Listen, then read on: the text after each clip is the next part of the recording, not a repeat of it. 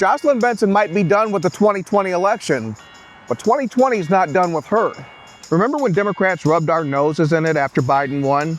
They took to Time magazine, they said the election was fortified, and it all came back to a three-word mantra: count every vote. With Benson engaged in a war of words with John James over the 2020 election, we thought this was a great time to look at how Michigan was fortified. Our Secretary of State, Jocelyn Benson, played a starring role in that story.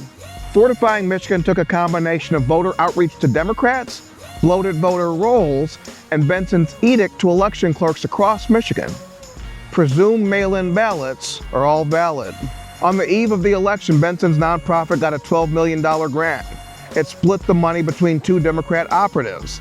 Both did voter outreach, letting people know their options to vote from home.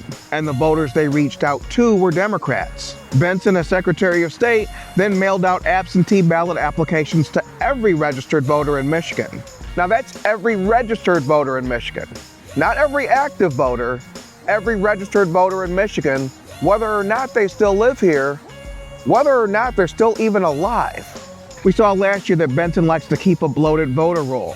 Last year we found that 108% of active voters in Michigan are still registered.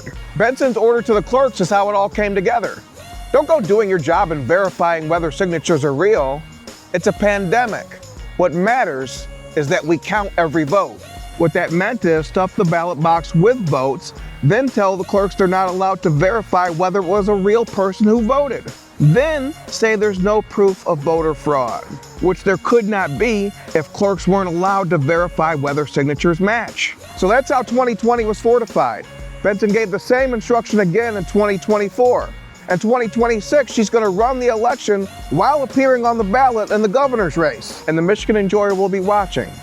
We'll be standing guard for any and all attempts to fortify the 2026 election.